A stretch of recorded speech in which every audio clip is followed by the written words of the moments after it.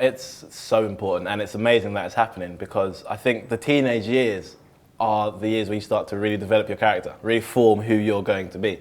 And it's so easy to get pushed in the wrong directions, you know, and live up to these stereotypes, these roles that you think you need to be, either because of your peers, because of parents, because of, you know, other pressures. So to have something like this where it's like, hey, it's about you and rocking your teens, like, is amazing.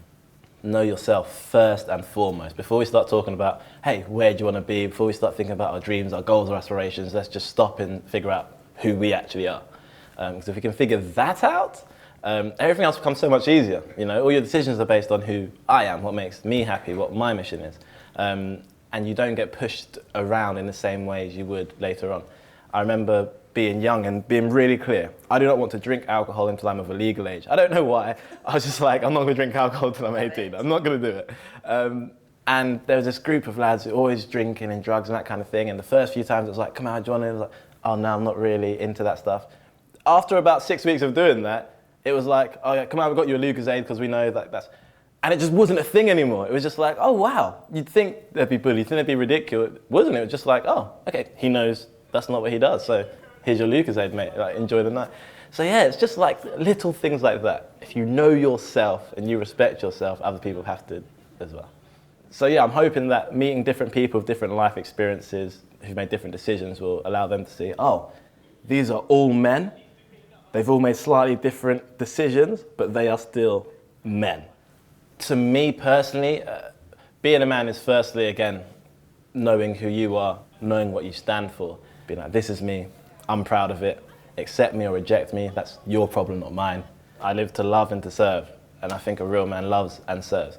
So being a man isn't about following a certain path, it's about being you and doing what you love.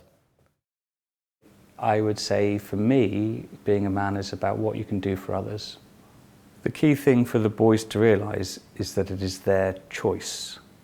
No matter what we say today, whether we motivate them, whether we inspire them, they have to make a choice to change. If you can get really key messages to them about believing in yourself, about realising that you can achieve dreams, as early as possible, then they can take that on through their life and hopefully improve everything out there, because the younger generation will be, you know, tomorrow's leaders. What brings me back here is how magical is this conference, because it's not this kind of boring conferences for young people where they teach them about motivation, education. No, it's not just that, it's much more. It's about helping them become men and looking at all the different areas of their life and all the different, you know, pitfalls or problems or issues that it might come up. And what I love about this is that it's very honest. And also the other thing that I love is the content which is actually shared, because it's very valuable content, it's very solid, and is delivered in a way that get young people to respond well to it, get young people to engage with it, which is the most important thing. One key thing that the boys can come out from here today is to think about the future, because that's, I think, what this conference is about, is to get them to stop just thinking about, you know, this is my small little bubble, these are my friends, but start thinking about what will happen in 5, 10, 15, 20 years. Because it might be the very first time that they are thinking about it. So to start thinking about the future and what they want, what they don't want, so they can start following their path and their dreams. Because young boys are thought to be men, like don't cry, be a man. And all this stigma around men that young boys, they don't have a safe space to talk. For example, I went through a lot of eating issues. I went through anorexia, I went through bulimia, I went through massive overeating, and it's not something that men talk about.